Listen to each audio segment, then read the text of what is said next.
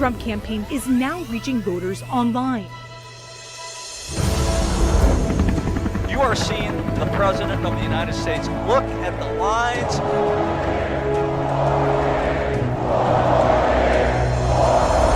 You join our movement. A lot of President Trump supporters here. Greatest movement in the history of our country.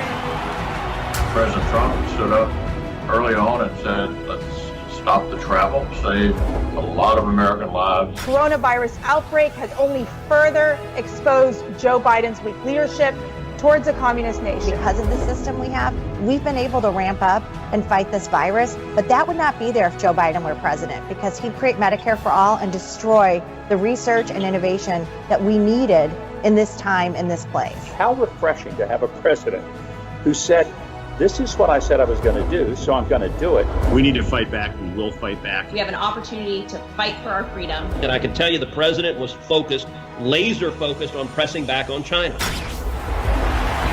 are one people, one family, and one glorious nation under God. We will make America great again. Welcome to Team Trump Online.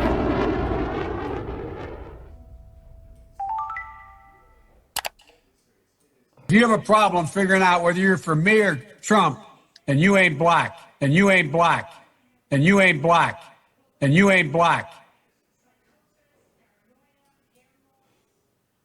But I tell you, if you have a problem figuring out whether you're for me or Trump, and you ain't black. Take a look at my record, man. When I marched in the civil rights movement, I marched with tens of thousands of others. He had not actually marched during the civil rights movement and kept telling the story anyway. I came out of the civil rights movement. I was one of those guys that sat in and marched and all that stuff. Now, his aides went back to say, look, he was in office marching for the idea. That's not what the word marching means on Twitter. I was not out marching. If you have a problem figuring out whether you're for me or Trump, and you ain't black. They're going to put you all back in chains. And you ain't black. Poor kids are just as bright and just as talented as white kids. You ain't black. You ain't black. You ain't black. You ain't black. The most racist thing a person could tell me is that I'm supposed to choose something based on my race. You ain't black.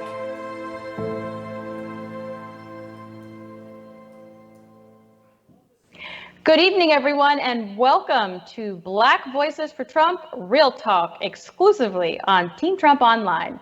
I'm Katrina Pierson, and tonight we are joined by Black Voices for Trump 2020 Advisory Board members T.W. Shannon, former Oklahoma Speaker of the House and current CEO of Chickasaw Community Bank, and Ken Blackwell, former Mayor of Cincinnati and former United States Ambassador to the United Nations Human Rights Commission. Gentlemen, welcome to tonight's program. We have a lot to cover tonight, from President Trump's plan to safely and responsibly reopen the economy to Joe Biden's disastrous and unvetted record of failure. The media won't vet him, so we will. Let's dive right in. Tonight, we'll begin by recapping Joe Biden's latest dehumanizing comments about black voters yesterday on The Breakfast Club. Listen to this. But I tell you, if you have a problem figuring out whether you're for me or Trump, and you ain't black. So you see, Joe Biden's record has never been vetted.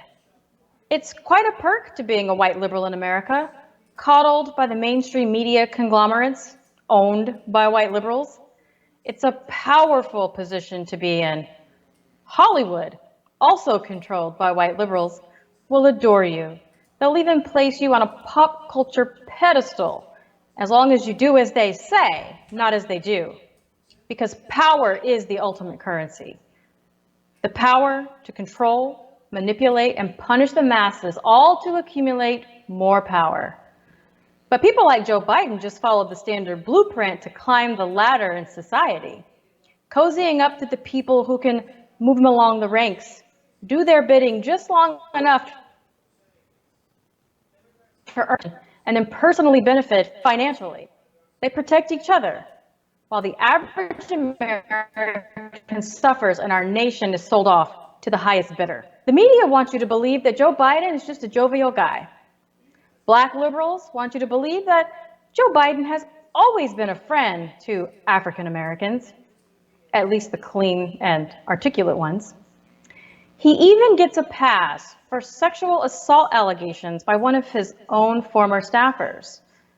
But the truth is, Joe Biden probably is just a jovial guy.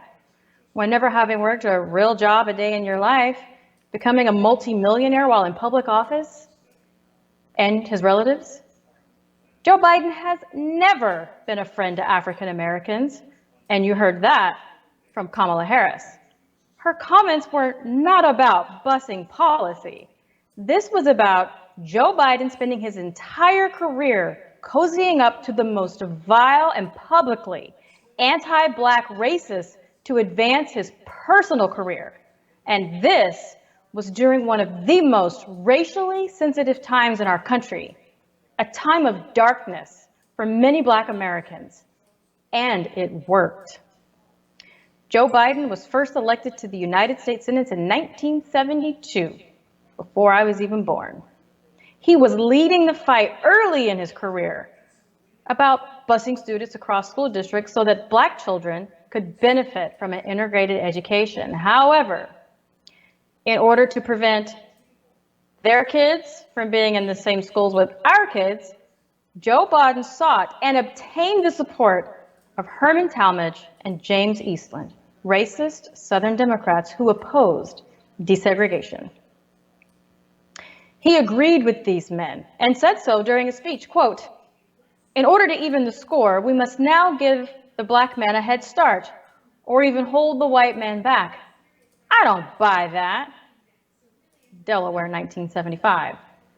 But don't take my words for it. Here's Joe Biden himself. Eastland, Stennis, Thurman, all these men became my friends. He said, "What would Jim Eastland do for you in Delaware?" And I was in a tough re-election. I said, Mr. Chairman, some places you'd help and some places you'd hurt. And he looked at me, all kidding aside, in the Senate dining room with Herman Talmadge sitting there and said, "Well, I'll come to Delaware and campaign for you again, you son, whichever will help you the most."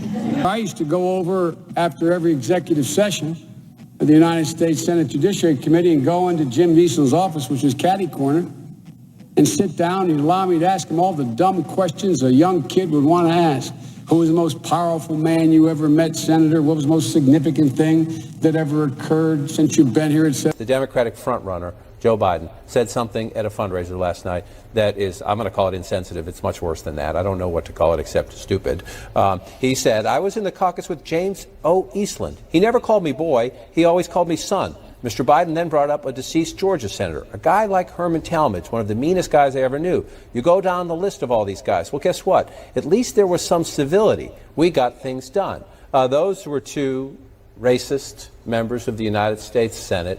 Why?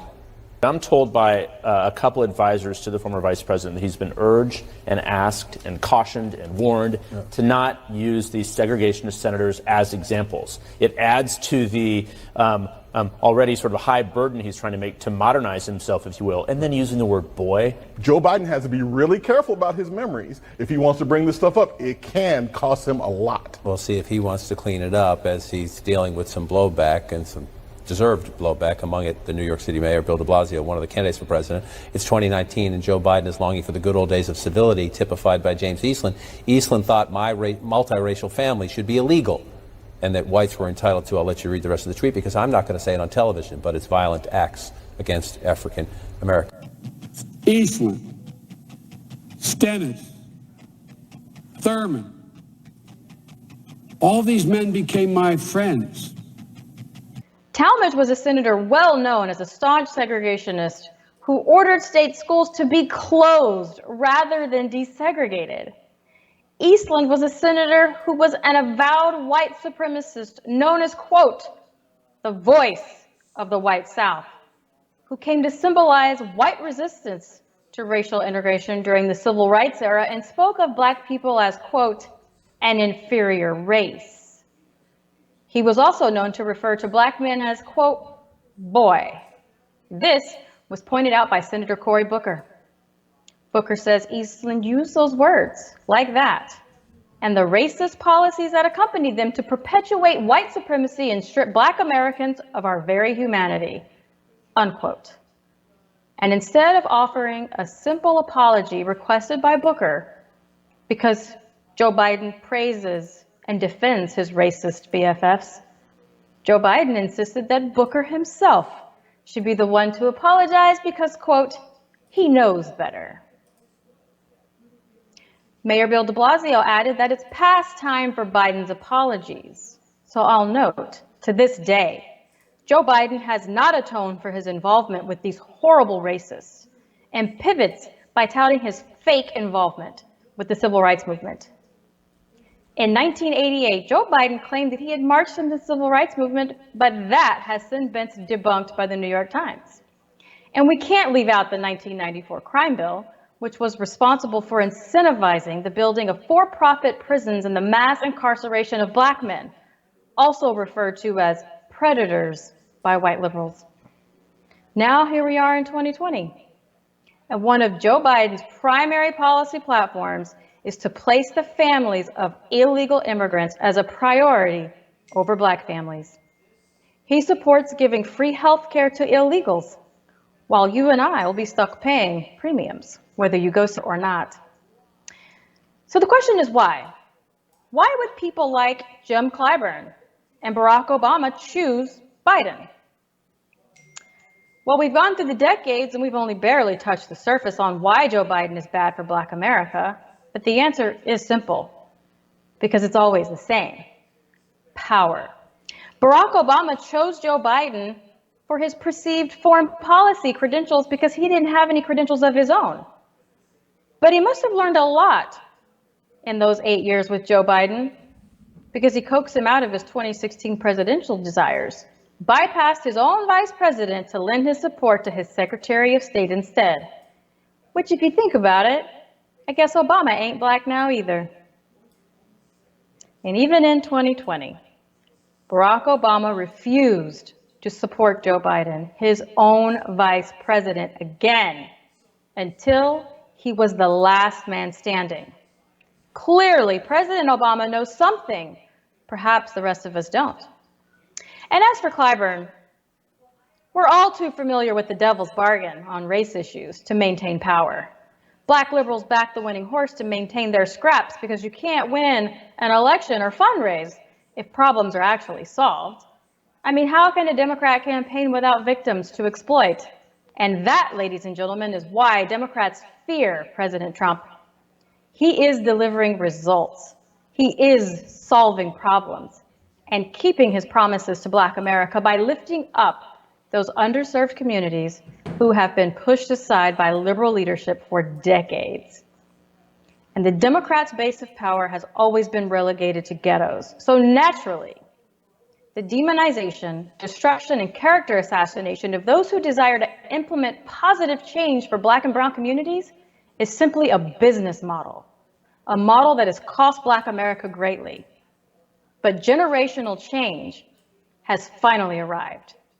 They could not defeat Donald J. Trump in 2016, and now Black America has experienced a leader who fights for them and will continue to put their families first and insist that opportunities to pursue the American dream can be achieved for anyone who strives to reach their full potential, be fully reserved for individuals who enter our country legally.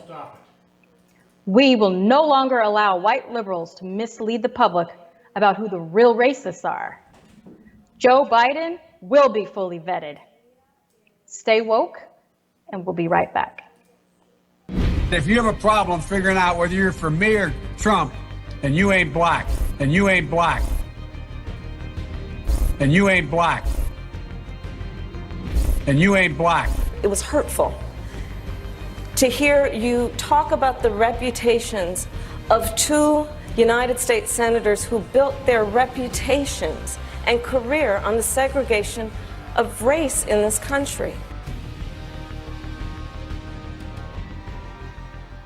Hey guys, Cecilia S. Johnson here, and I want to remind you that President Trump has spent the past 3 years fighting for you to make America great again.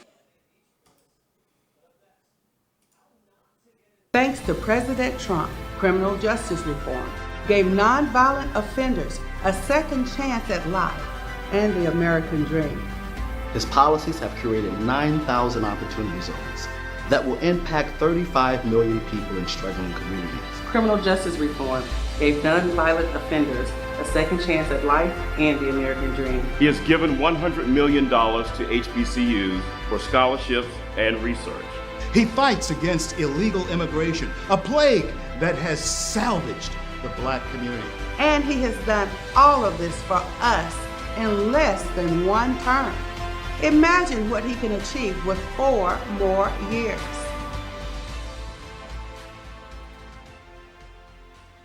If you have a problem figuring out whether you're for me or Trump and you ain't black, if you have a problem figuring out whether you're for me or Trump and you ain't black, and you ain't black, and you ain't black.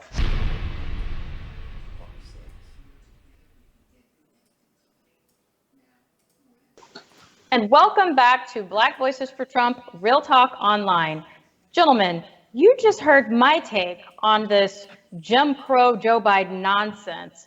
And this clip ultimately went viral yesterday morning, not because the media reported on it, but because the Black Twitter sphere lit up across party lines, forcing this response from the Joe Biden campaign. Take a listen. Let me just be really clear. In the tweet that I put out, I said that the vice president's comments at the end of that interview, which Ali Vitale definitely alluded to and noted the tone of the interview at the end, were said in jest. But I want to be clear about what he was saying. And what Vice President Biden was saying is he will put his record and his track record up with the African-American community and in the African-American community up against Donald Trump any single day, period. There is no comparison. I shouldn't have been such a wise guy.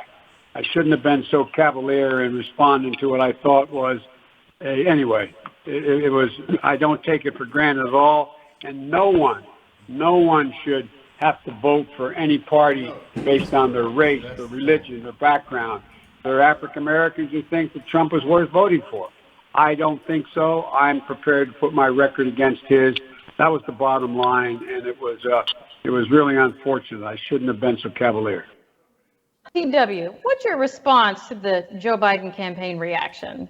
Well, first of all, it is disingenuous to pretend as if Joe Biden has a history or a record even of supporting African American issues. This is the same guy that once even referred to his running mate, Barack Obama, as being clean and articulate. I mean, it appalls me that somehow, this guy is able to get away with this. But what we know is there exists a real, not only liberal bias, not only is this the height of really, liberal, it's the height of let me start that over. Not only is this the height of really what I would call, liberal privilege, what you see here is a real double standard. What we also know is that the mainstream media is not going to hold Joe Biden accountable for what he said about African Americans. Not only is it offensive to me, it's offensive to my African American children, it's offensive to my entire family, and he should spend the rest of this campaign apologizing to our community because what he said was outrageous. Yeah, Ken, what do you think about his campaign's response? Was that even acceptable? I'm reminded of that old comedic line. Don't believe your lying eyes and ears.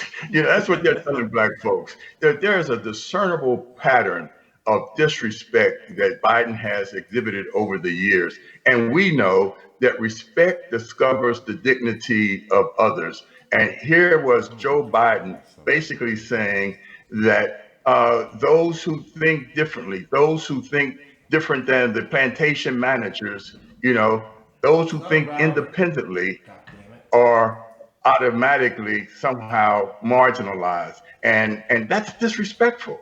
And it won't be forgotten, no matter how much the campaign tries to cover it over. And Ken, wouldn't you agree with this, Katrina? I mean, the real, ironic part of what Joe's comments were is the fact that he was just being honest. He's only displaying and revealing what liberals have always said and what they've always believed is, if you're black, you have to vote Democrat, which is just outrageous. It is outrageous, TW, but in that vein, we keep hearing, similar things like his spokesperson just said from many black liberals that, Joe Biden has fought alongside the black community. He's been very involved.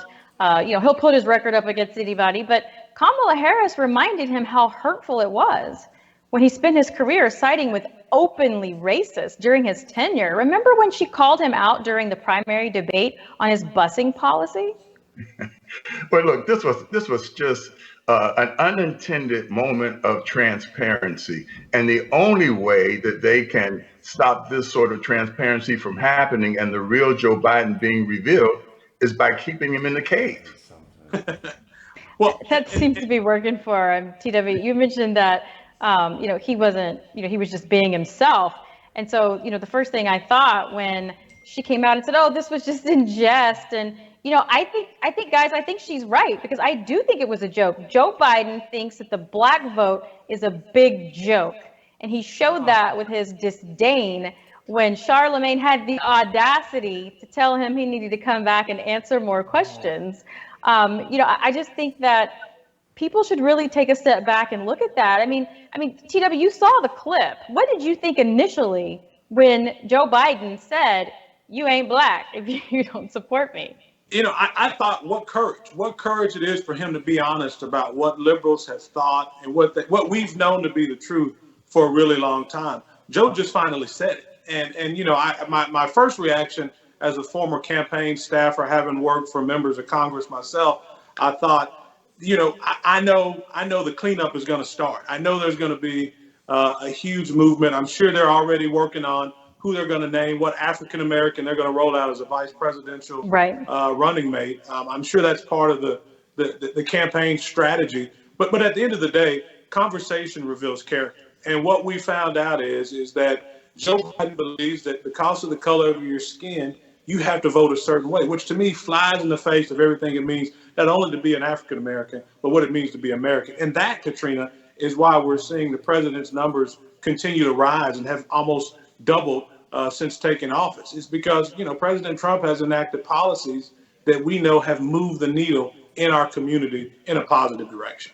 Absolutely. Ken, do you agree? Do you think now that the cleanup is going to include, identifying more African Americans to get out there, and support Joe Biden?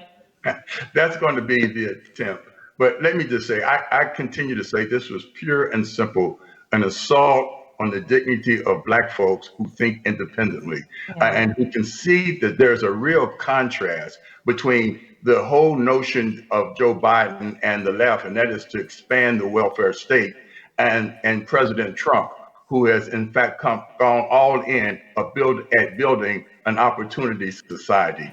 That's the difference. There is a clash of worldviews, and I think that President Trump and our worldview will win this battle for thinking black folks. I think you might be right.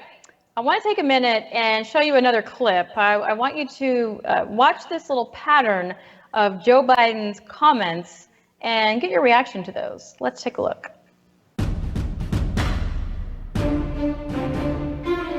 But I tell you, if you have a problem figuring out whether you're for me or Trump, and you ain't black. Poor kids are just as bright and just as talented as white kids. It's personal, and I was actually it was hurtful. I would have to ask black voters the question, why do the old white men, who have the most racist legislation towards black people, why are they, the top two front runners when it comes to black support, Joe Biden and Bloomberg?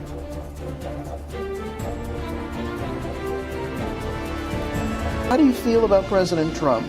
I'm very honored and grateful that he was, signed the First Step Act. The same folks that voted for me voted for President Trump because President Trump made promises to the voters and he's keeping the promises. So without any question, if you look at his legacy, it will be his accomplishments in office frankly, helping in many, many ways African Americans. I heard President Trump's commitment to the folks who are returning home. I heard the promises that he made, and him being there and that graduation was evidence that the promises that he made was promises that he kept. We love you. Thank you very much, everybody.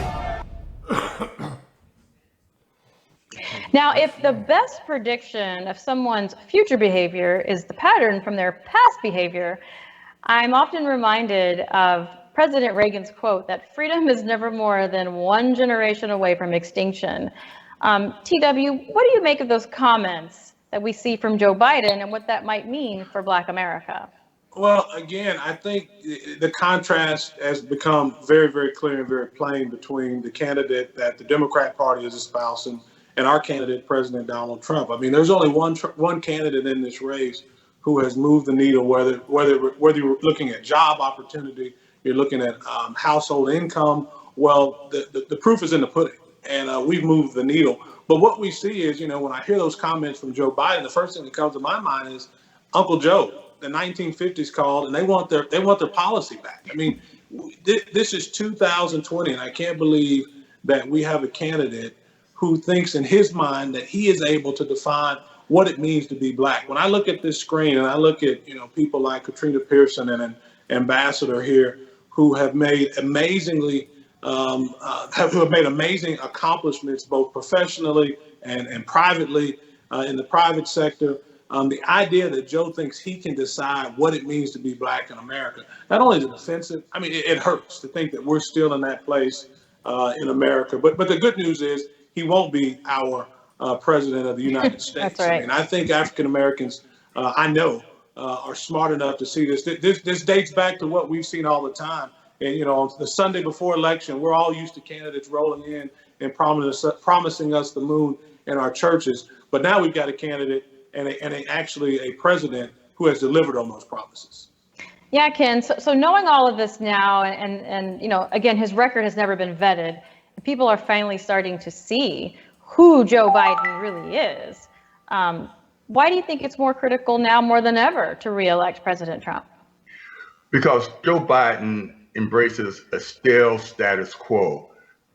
This president has been a disruptor of a status quo that has not been working. And so we see it in our communities all across the country, and we see it in Black communities and neighborhoods across the country. We see he is a president that is going on record as working for more effective schools. He's in fact got capital coming back into our cities and our neighborhoods. That has resulted in a lift in family income. It's resulted in jobs and the dignity of work, and it's actually, it's reflective of a commitment to making sure that we remain a free and prosperous nation and people.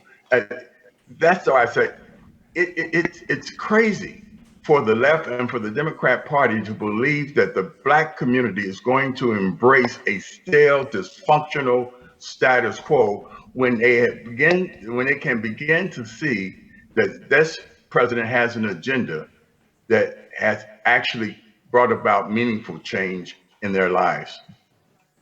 Meaningful change in record time. So let's talk about that for a second. The Black unemployment rate reached historical lows thanks to President Trump's economic policies. There were more Black Americans working more than ever before prior to this artificial interruption of the economy by the coronavirus pandemic. The president knows Americans want to get back to work, and we know that he can take us right back to those record highs in record time because he's done it before. And as of this week, all 50 states are in some phase of reopening their economies under the administration's backed guidelines. And Ken, you're a member of the Committee to Unleash Prosperity and recently tweeted a video about how President Trump will lead Americans in defeating the false prophets of gloom and doom like Joe Biden. Why are the Democrats so bad at creating opportunity and prosperity? And why is Joe Biden in particular such a hopeless and uninspiring candidate?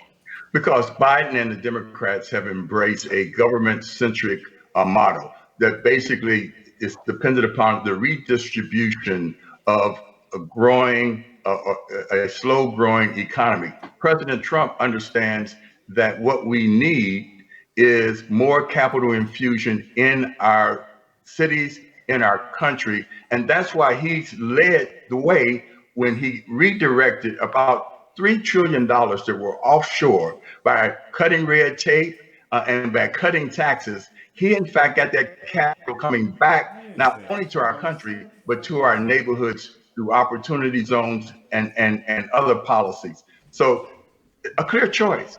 This is a president that paints in bold colors, and he said it early on. What do you have to lose? Give me a chance. Yeah. And this president has stood and stayed in there, not just during campaign season, but over the last 3.5, almost 4 years now.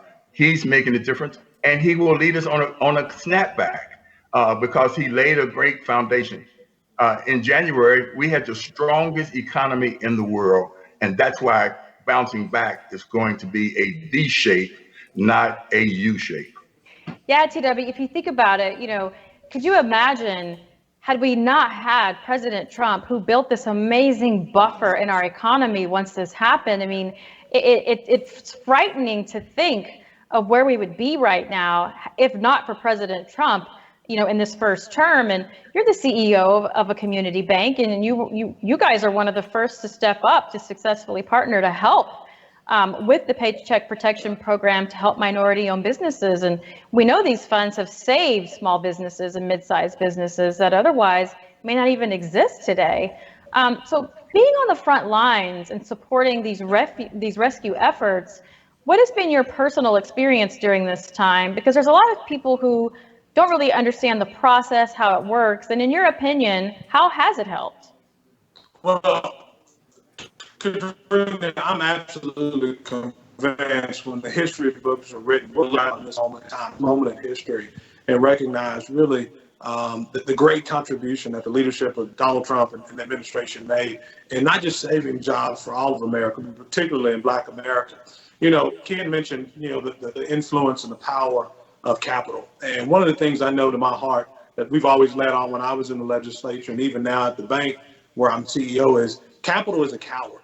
It will not flow to a hostile environment. And so you can have all the capital you want, but until you have a leader like Donald Trump who's moving to cut red tape, to remove regulation, this administration has cut more regulation than any administration in the history of America.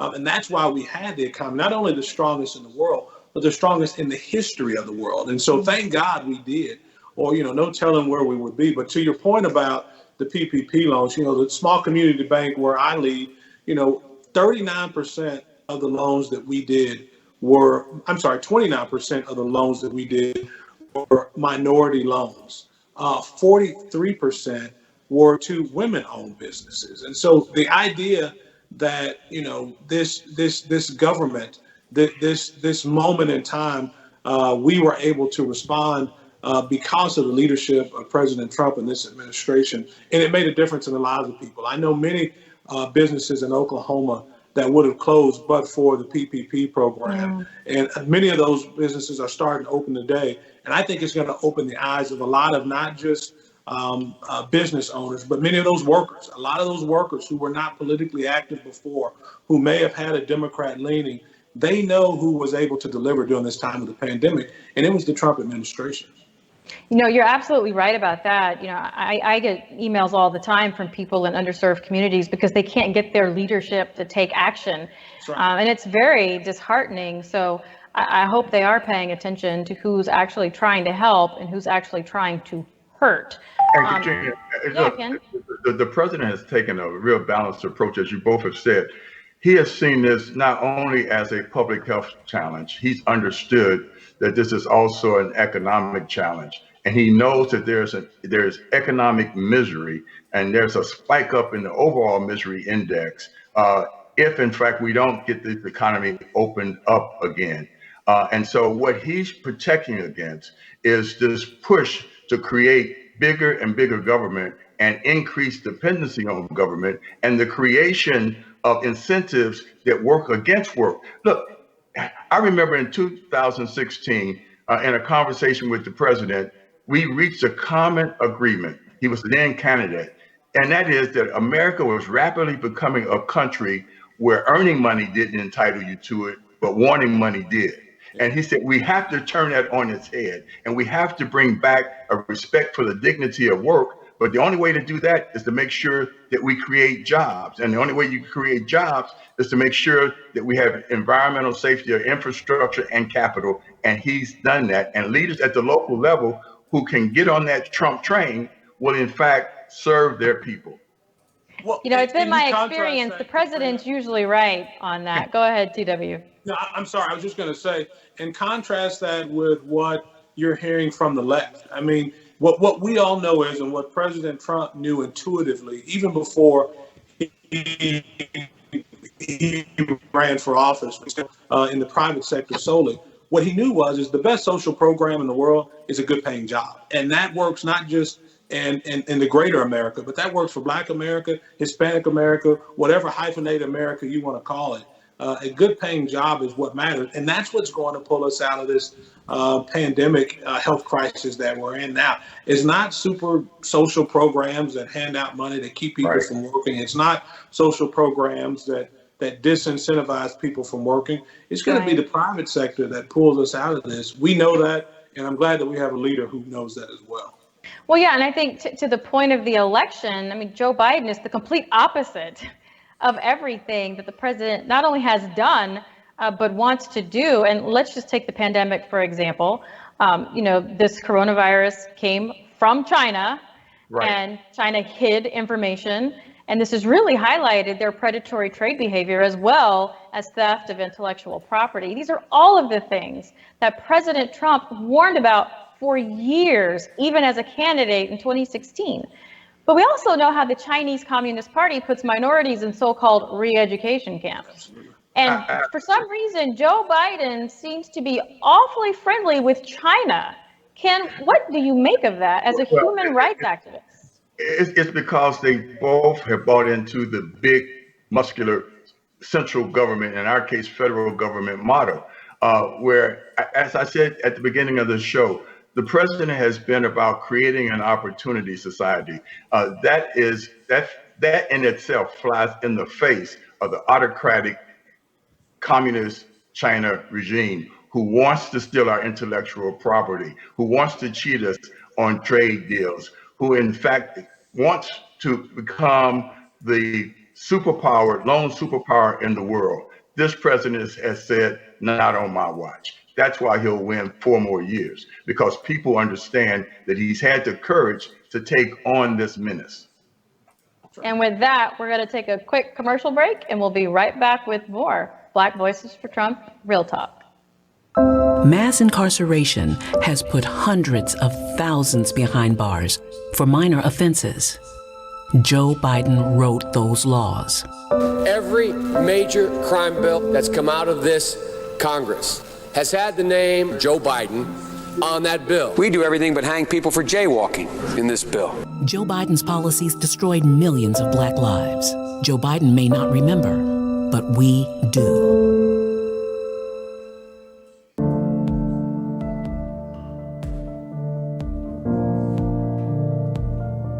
I'm free to hug my family.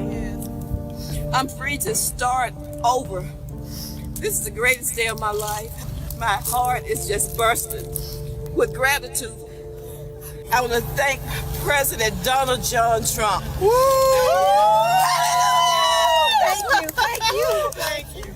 I'm Donald Trump, and I approve this message.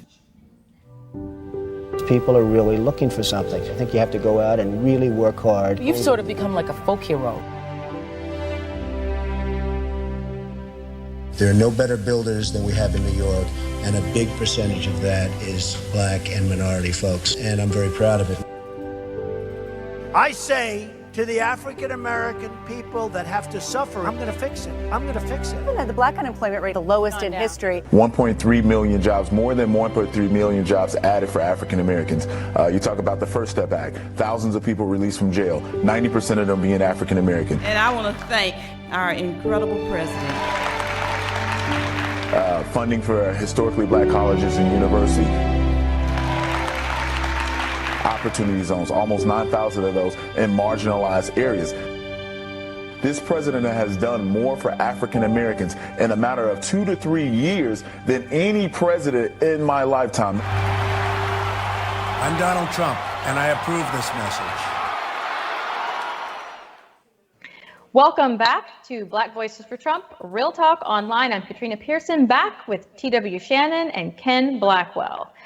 I want to take a moment to play this clip by Harris Faulkner and her powerful words yesterday about Joe Biden's comments, and then I want to get your reactions. Let's watch.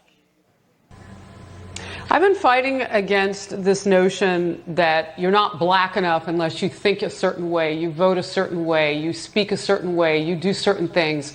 My whole life, I grew up military, pretty much neutral along the zone of can we all just get along no matter what we look like. I have biracial daughters, Melissa, you know them. This is more than just a little offensive. It is short-sighted. It is a blind spot for this former vice president.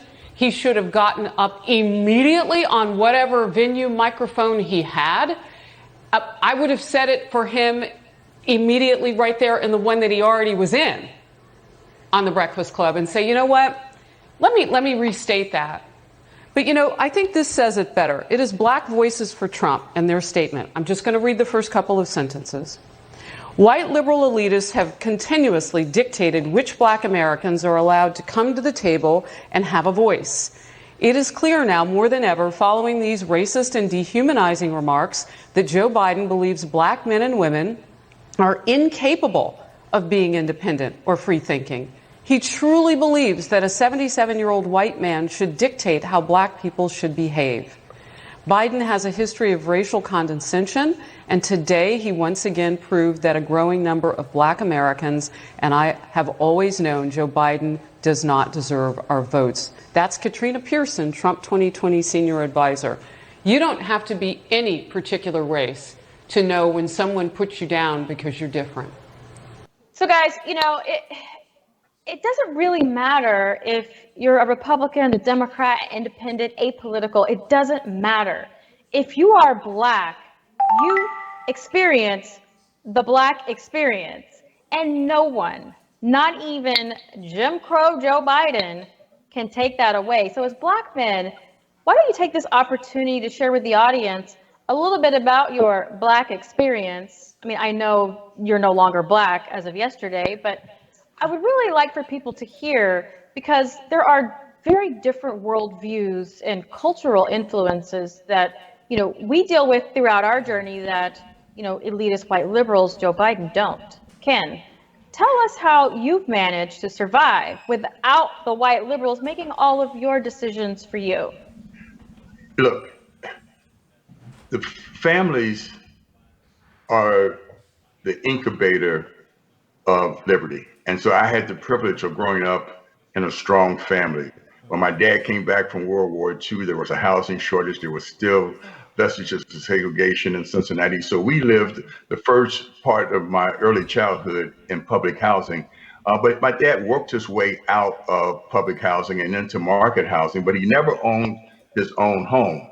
But he, in fact, instilled in my brother and I the willingness to work hard and to own our own home, and we were able to do it. I became mayor that was and ran City Hall. That was just about a half mile from the public housing community in which my early childhood took place. But I'll tell you, it was something that most folks don't understand, and that was my dad taught us not only to work hard but to take risks. And so in 1990, I took a second mortgage. My wife and I, now of 52 years, we took a second mortgage out on our home and we joined a small group of 4 other African Americans, and we bought a radio station. That radio station grew from 1 radio station to 22 radio stations, and we were able to sell those 22 radio stations to Kathy Hughes and Radio 1. But more importantly, we created jobs. We, in fact, provided hope to families and a track to education for other Black folks to educate their kids. So that's my experience, and I don't need Joe Biden to tell me that I'm not Black. You know, I've lived the Black experience, and I'm proud of it. But the Federation of Colored Women's Clubs had this motto: lifting as we climb. And I've always tried to lift as I climb. You know, I think that's been a big difference in, Black liberals and Black conservatives. And it's quite obvious, particularly if you're younger in the political field trying to find your way, you learn that very quickly. T.W. Harris's comments really struck home with me because I have a Black son. Our lives are very different than everybody else's lives. And, a lot of people like to pretend that everything's the same, and it's just simply not. So to hear somebody like Joe Biden strip away our Blackness as if we didn't have the same struggles and we don't have to deal with the same fears that other Black people do, it's so dehumanizing and it's so condescending, and it was so infuriating to me. We all took to Twitter yesterday and made our comments. And so I'm glad that we're having the show today. But being that you were the first Black speaker of the House of the state of Oklahoma, and currently a CEO of a community bank, tell our viewers about your experience of being Black, even though Joe Biden has told you that you aren't, or you ain't. I'm happy to talk about what it means to be Black in America any day of the week, but I refuse to allow a guy like Joe Biden, who has stood with segregationists for generations and now feels that he, at the height of his liberal privilege, has the opportunity to tell me and define who I am and what I should be. I mean, that I reject, in full. But I will tell you, my experience as an African American, growing up with 2 wonderful parents. My parents were married over 40 years. My mother just passed away this year. And, I always tell people I didn't receive my conservative values from listening to Joe Biden or going to college or listening to the Hollywood mainstream media. I got them right in the African American Bethlehem Baptist Church, the little ladies there and the men there, where we had strong families. We had people that, believed in the dignity of hard work and knew that, that it's not a government handout that's going to make a difference in your life. That's where I got my conservative values. And so when I ran for office at the age of 28, ran for the Oklahoma legislature, was elected when I was 33. I didn't win because I was African American. I didn't win because of my Native American heritage. I won because I was the candidate that was willing to get up early and stay up later and outwork everybody else. And that's not just a unique in a political sphere. That works across the board in the private sector, in the public sector. And that's really what the African American experience is about. And that's something that I think Beijing Biden should spend some more time learning after he apologizes for the harmful comments that he made.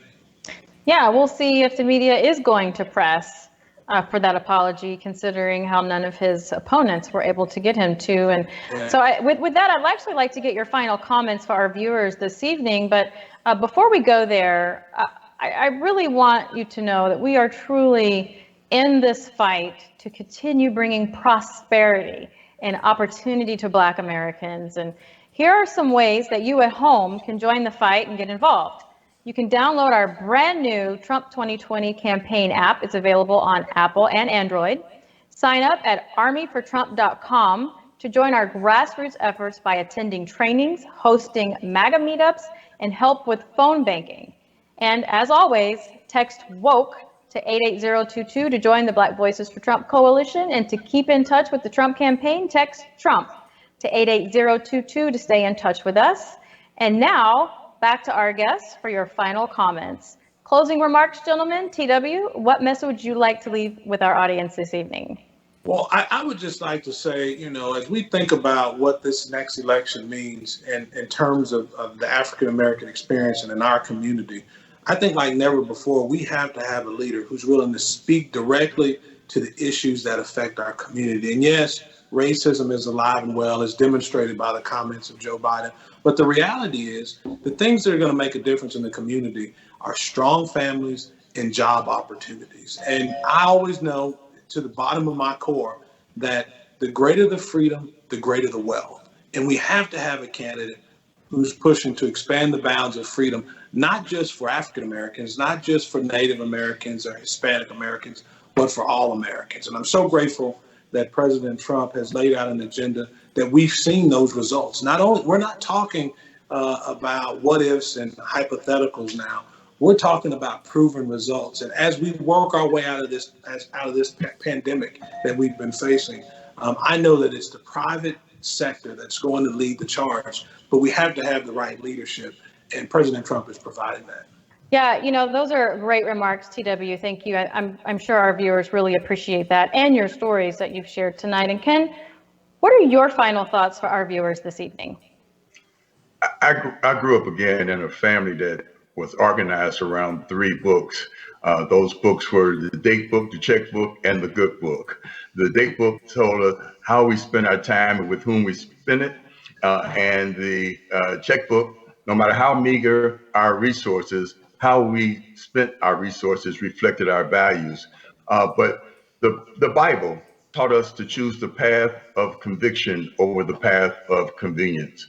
Let me just tell you, if you're for religious liberty, you're for Donald Trump. If you're for economic prosperity and opportunity, you're for Donald Trump. And now we come to the big book. How do we organize our time and who do we spend our time with? We need to get our voters out to the polls. That is what matters in November.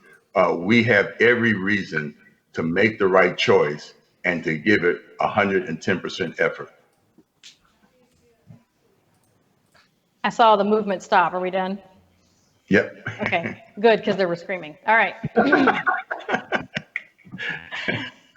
Well, thank you so much, Ken, and thank you. You've been someone that I've admired for a very long time, one of the trailblazers for people like TW and myself. So thank you both for joining us this evening, and thank you to everyone at home for tuning in tonight. Team Trump Online is on 7 nights a week, so check our online schedule for the next Black Voices for Trump Real Talk Online. And until then, stay safe, stay healthy, and we'll see you next time.